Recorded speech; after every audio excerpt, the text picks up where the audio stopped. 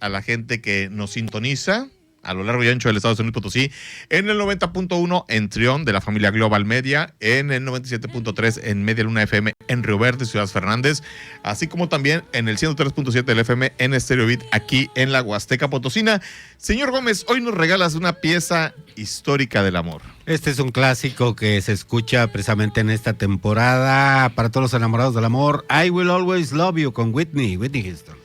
¿Existe el amor, señora Zucchey Barrios? A ver. Sí, sí existe a veces. Va a filosofar, ¿eh? A veces. Pero vamos con este tema importante y muy romántico. Es que es un hermoso testamento de amor incondicional.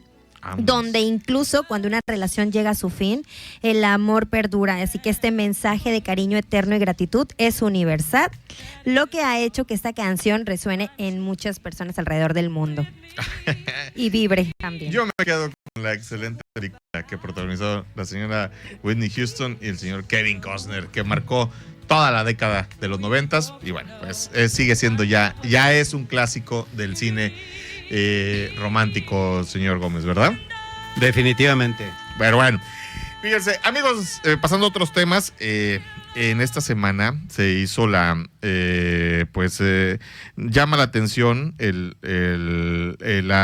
ranking de países más corruptos. México, pues se ubica hoy en el lugar 140 de los países más corruptos del mundo. Bajamos 26 posiciones y bueno, creo que esto es un tema que nos debe de preocupar, porque la corrupción es un flagelo que está en todos los niveles. Yo le quiero agradecer mucho a don Eduardo Bojorges, que director de Transparencia Mexicana, que nos haya tomado la llamada para platicar de esta calificación, cómo la percibió el gobierno, la minimizaron. Don Eduardo, ¿la corrupción somos todos, como decía el filósofo López Portillo?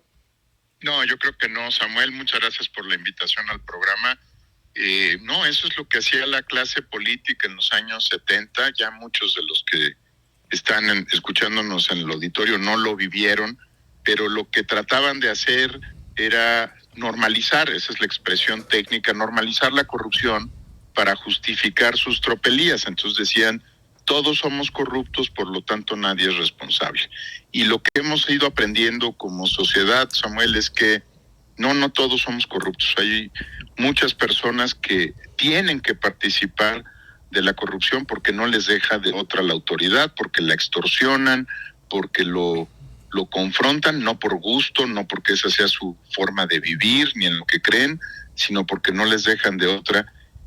Pasa con otros asuntos complejos como el crimen organizado, que está profundamente vinculado con el tema de corrupción. Así que espero que lo sepamos, que como no somos todos corruptos en México y que los que a veces tienen que serlo es porque los han orillado a partir de la extorsión o de otras formas, ¿no?, de abuso de poder. El tema, la narrativa del presidente, del entonces candidato López Obrador, fue durante 15 años decir la oligarquía es corrupta, los del PRIAN son corruptos, y aprovechó los errores de Peña Nieto para ponerse en el ánimo del colectivo como un buen psicólogo social, pero estamos viendo que en el sexenio de López Obrador la corrupción pues aumentó de manera galopante. Y esto, pues, es algo que van a padecer las nuevas generaciones, don Eduardo. Sí, la verdad es que hubo un ánimo social, pues, en contra de la corrupción. Eso llevó en buena medida al candidato López Obrador a la presidencia de la República y a muchos otros en los gobiernos estatales, en los congresos. Y, pues, 2 años después había primeros muy buenos resultados, luego se estancó México en la misma posición, y ahora, ¿no?, en lo que serían el equivalente a los 2 últimos años de la administración del expresidente López Obrador, viene esta caída dramática. Es la peor evaluación de México desde 2012. Es una posición nada honrosa como país, y nos quedamos con una oportunidad perdida, Samuel, porque si hay algo que hizo que el expresidente llegara a la presidencia, fue justamente eso, ¿no? La promesa, y cito textualmente, de erradicar la corrupción en México, de terminar de raíz con la corrupción en nuestro país. Esta promesa de, pues, del elefante reumático que estaba afectando a los que menos tienen y pues no se cumplió, ¿no? Porque a final de cuentas los que siguen padeciendo es la gente que no tiene oportunidades de trabajo, que sufren de las consecuencias de la corrupción, de ser un sistema corrupto, y esto pues merma la productividad, merma la percepción país, muchas cosas, don Eduardo. Sí, tiene muchos efectos negativos, pero tal vez el que señalas es el que a nosotros nos preocupa más. La corrupción refuerza la desigualdad del país. Lo que hace es que los que tienen mucho sigan tan campantes, gozando de impunidad. Ahí está Emilio Lozoya, ¿no? Como muestra permanente de que no les iba a pasar nada a ellos y a su grupo, ¿no? Tiene un brazalete. Ahí están los expresidentes incluso, ¿no? Hubo una oferta pública de investigarlos, de llevarlos a proceso judicial. Ninguno de ellos fue afectado. Y en términos de devolverle al pueblo lo robado, que fue otra de las promesas, yo nada más para que nos demos una idea, en todo el sexenio, este instituto para devolverle al pueblo lo robado, lo único que movilizó fueron 500 millones de pesos. Para que podamos comparar qué tanto es, la acusación de Segalmex, la acusación por corrupción de Segalmex es de 15,000 millones y lo que se recuperó desde el instituto para devolverle al pueblo lo robado fueron 500 millones de pesos. Ni siquiera cubre lo desviado en Segalmex, ya no digo en el resto de los casos que se han reportado y que han sido objeto de discusión pública. Sukey. Hola, ¿qué tal? Buenas tardes, les saluda Sukey Barrios. ¿Los mexicanos llevamos la corrupción en nuestro ADN? Por ningún motivo. Uno puede descubrir, por ejemplo, que no tiene uno que cruzar la frontera, no tiene uno que ir a Estados Unidos. Dependiendo de cómo esté diseñado un sistema de transporte, puede funcionar muy bien. Las personas que vivimos en México podemos ver que si de pronto nos subimos a un trolebús, el trolebús funciona bien, y al lado, ¿no? Hay una concesión de transporte que está pues en una unidad muy lamentable, ¿no?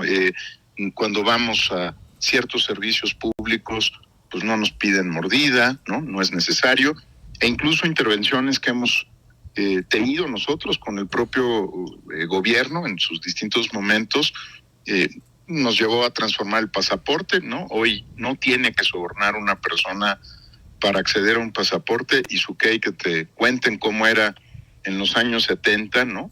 Donde tenías que comprar a las 3 de la mañana en una delegación de la Secretaría de Relaciones Exteriores un papelito con un número que te servía para pues negociar, ¿no? Y si querías un mejor número y un mejor lugar en la fila, tenías que sobornar a alguien, ponerle dinero, o personas que siguen pagando para que les recolecten la basura aunque han pagado su predial.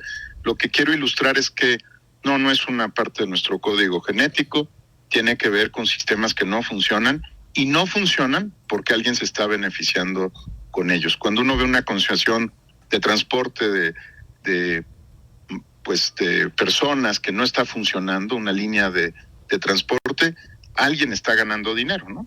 Y los que estamos perdiendo somos los demás. Haciendo una reflexión, don Eduardo, Transparencia Mexicana, esto, ¿cuántos años le va a costar al país poderlo revertir? Bueno, este retroceso va a suponer que todos los esfuerzos que empiece a hacer hoy el gobierno federal y ojalá algunos gobiernos estatales, no siempre son parte de la solución, a veces son parte del problema. Todo lo que se haga, pues yo por lo menos diría que hasta el 4º año de gobierno podrían verse buenos resultados, ¿no? Tendría que ser un esfuerzo descomunal, contundente, el que se viera, y se ve difícil, ¿no? Que, por ejemplo, la Fiscalía General de la República termine encontrando una sanción firme para el caso de Brecht. No lo han hecho en una década, ¿no? Sí. O para la estafa maestra, o para otros casos que han recibido protección de los propios gobiernos. Entonces, yo creo que por lo menos estamos hablando de 4 años, y para estar en el lugar donde deberíamos de estar, a veces no nos damos cuenta que esta es la 12ª economía del planeta. Esta economía es más grande que la de España, es más grande que otras economías que admiramos como sociedad, ¿no? Que vemos como muy pudientes, pues para estar en la liga que correspondemos, para estar en el lugar 12, pues tendríamos que mejorar 110 lugares, ¿no? Entonces, para que nos demos una idea de qué tan abajo hemos caído. Pues, don Eduardo Bojorquez, le quiero agradecer mucho que nos haya tomado la llamada y sobre todo que la gente de San Luis Potosí entienda este honroso lugar que hoy tiene México, el 140, en niveles de corrupción, y creo que pues lo que se había avanzado, pues se cayó en 6 años. Don Eduardo, le mando un abrazo. Un abrazo de vuelta, Samuel, muchas gracias. Muchas gracias por la entrevista. Muchas gracias, don Eduardo Bojorquez, director de Transparencia Mexicana. Vamos a una pausa comercial, regresamos.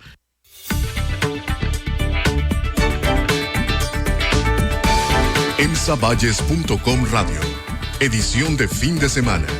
Después de este corte, continuamos.